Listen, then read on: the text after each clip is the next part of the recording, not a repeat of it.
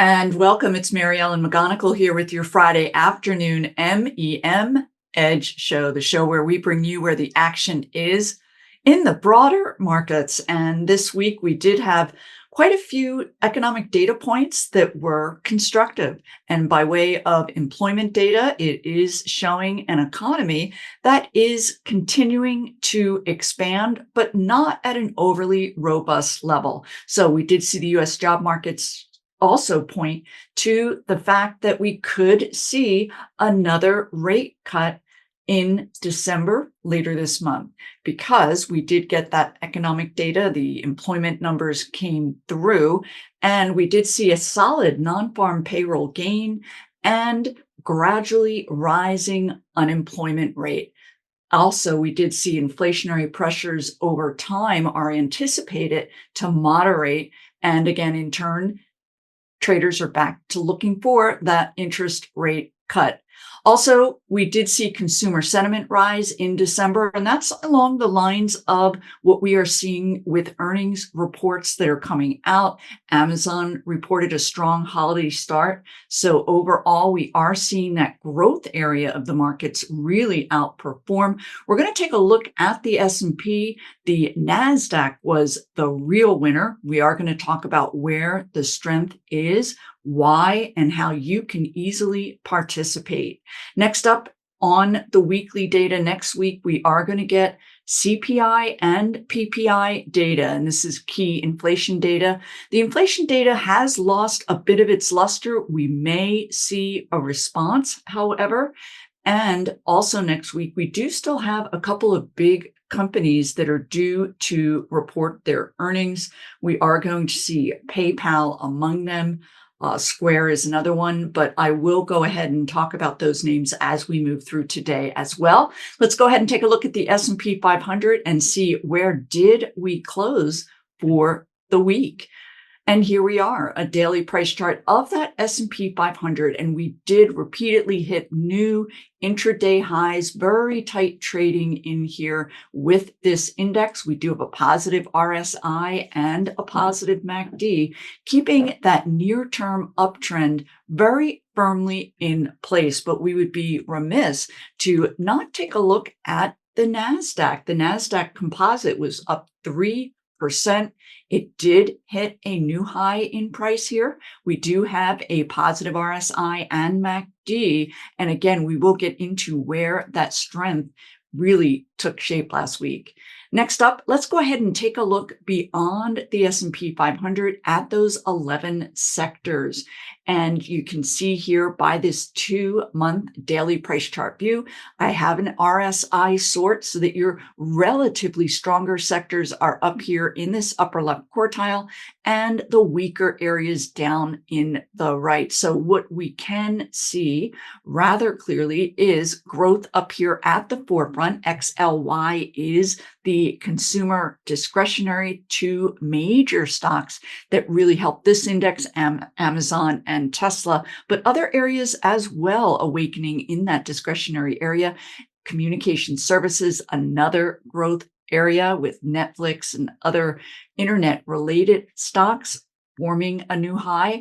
And then also technology. And technology really had a difficult period during the month of November. A number of pullbacks here, quite a bit of volatility. But this week, we did see a gap up into a base breakout and a firm holding on to that gap up due to that strength, certainly in the economy, and then also the employment data. Now, let's go ahead and take a look at some of these areas that are struggling a bit. The utility sector did begin to show signs of experiencing a new uptrend. However, it gave that back this week. The group was among the weakest, down 4%. There were names that I was talking about in my MEM Edge report that were at the top of the watch list. However, we did not add them last week in utility, and that is good news because the group is now back down in a downtrend with a negative RSI. Let's go ahead and take a look at some of these other weaker areas. Healthcare is continuing to struggle. We did have this V-shaped almost recovery, but not taking shape The group also underperformed this week, and you can see we are back there in a downtrend. Some other weaker areas that you will want to be aware of: basic materials, gold stocks pulled back, and a number of other materials areas that had been on the move higher. So really what we can see, energy, I'd be remiss to not share this because it had some winning ways in November, but giving it back here in December with the price of oil dropping as well. So in essence, we are seeing growth continuing to move to the forefront and other areas weakening as they move down into this lower quartile. Industrials pulled back this week as well. So what I did want to share with you also is we looked at the S&P 500. Let's take a look at the equal weighted S&P 500. Of course, each name is going to have an equal weighting, unlike the broader index where the M7 stocks are dominating. And here we are. You can see that equal weighted index in the S&P did pull back. So while the markets were up, it was not a thoroughly broad-based rally. There were definite pockets of strength. So let's go ahead beyond those sectors and take a look at ETFs that I find super useful as far as indicating and pointing you toward where that relative strength is so that you in turn can potentially participate. Again, a 2-month daily price chart view with that relative strength sort, and take a look. Software stocks up front and center, up 5%. Here is that gap up that took place on Wednesday into a nice uptrend. We did have a couple of well-known software stocks report their earnings, and they were quite constructive. Take a look at this volume here on that gap up as software stocks continue to hit a new high, another area of growth up here at the forefront. This is retail XRT, the S&P 500 retail ETF. Now, I will tell you, it was up a little less than 1%, a lot more by way of base building than a real pop higher, but definitely showing relative outperformance. Now, beyond that, it does get a little bit dicey as we move through these other ETFs that represent significant portions of the market. This is KRE. Banking did pull back those bank stocks this past week. Also moving through, biotechs are continuing to struggle after this significant decline here. You can see that we are base building. Some of those names are coming back, but net not back in an uptrend. Also, semiconductor stocks. It's a really segregated market in the semiconductor space. This is SOXX, and it is not back in an uptrend. And there is another SMH ETF, and this is exhibiting a little bit more strength. And if you were to look at the top holdings in both of those semiconductor ETFs, you'll see SMH does have a heavier weighting in those AI-related semiconductor stocks. Let's go ahead back, take a look at some of these other areas that are continuing to fall. We did see housing stocks pull back quite a bit this week. And you can see that the RSI is now down here in negative territory. MACD poised to post a negative crossover. So in the end, an overall snapshot view of these various sub-industry groupings, again, shows a market where not all boats were rising last week. We did have a definite trend as far as where that strength was. And again, we will go ahead and get into that. In fact, right now, let's go ahead and take a look at a family of funds that many of you may not have paid attention to here of late, simply because they had fallen out of favor. And that is the ARK Invest, Kathy Wood's funds. And I want to tell you, this is one of the areas where a lot of bullish price action is taking place. So what I'm going to do from here is go ahead and take a look at the charts of some of these. Again, RSI rating with these ARK funds sorted in descending order. So up here at the forefront is ARKW. This is called the ARK Next Generation Fund. So let's take a look now. This is post-election gap up and take a look at this nice continuation rally. From here, what I'm going to do is share with you the top holdings in this particular fund so you can really close in on what is working. Now, first up is Tesla. And I will tell you, I have been a fund manager for 8 years of over 2 billion in assets. And during that time, my assets were spread among 7 different funds. And what happens as a fund manager when you do have a family of funds that you are managing, oftentimes you will put those leadership names and populate them in most of the other funds as well. So you will see a lot of duplication as we move through. But again, ARKW, Tesla, take a look at this base breakout on an analyst upgrade. That is the top holding for that fund. Another top holding is Coinbase, of course, all about Bitcoin. We are seeing this particular stock break out of a base this week and take a look. A nice black line up through the red would indicate a new uptrend for this stock.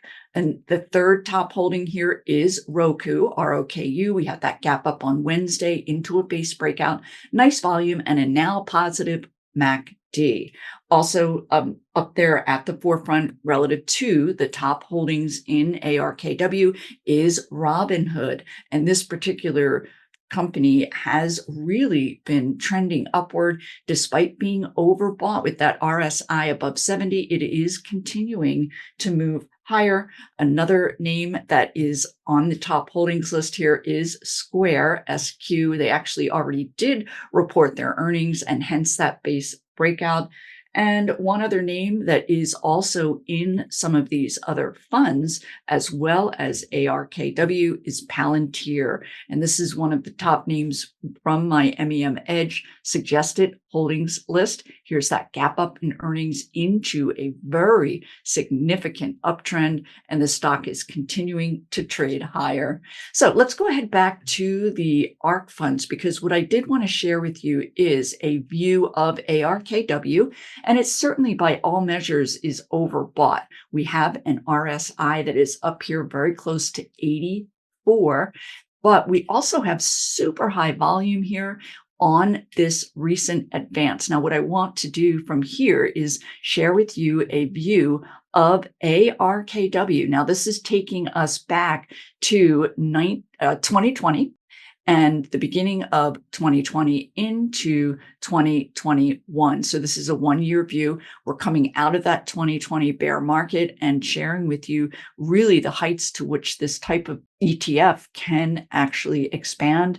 We did also get RSI up here, not a whole lot higher than 85. So I would argue that we are a bit overbought at this point in time, but more importantly is that advance. And then also the fact that this was during a Trump administration where these innovative growth stocks are and were being rewarded.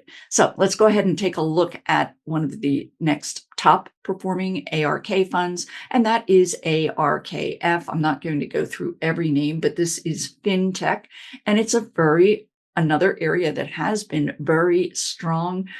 Share with you a name that is on my MEM Edge suggested holdings list, Affirm. It's not in ARK, but let's take a look at the top holding in the ARK fintech fund, and it is Coinbase, again, a top performer there. Also, SHOP, that's Shopify. They do provide a platform for retail companies.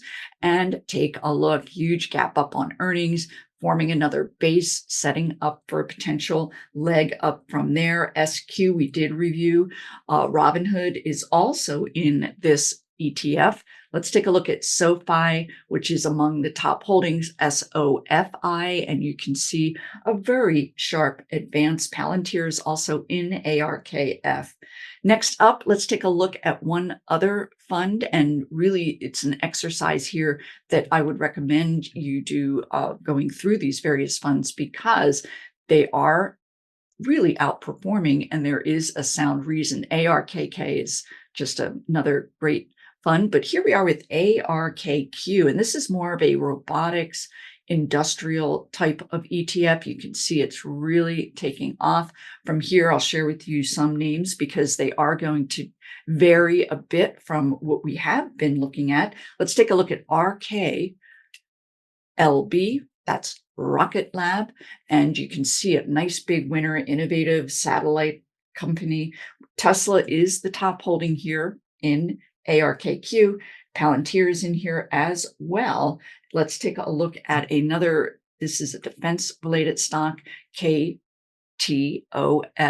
So again, really zoning in on what is working at this point in the broader markets.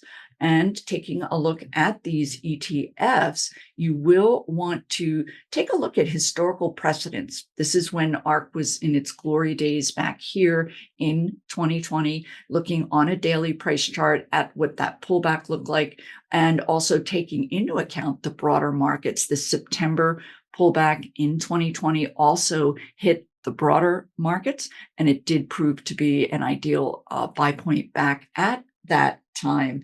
One other concept that I did want to talk about and share with you is the concept of buying on a pullback. So if we can take a look at a couple of companies here, actually, this is more than a pullback.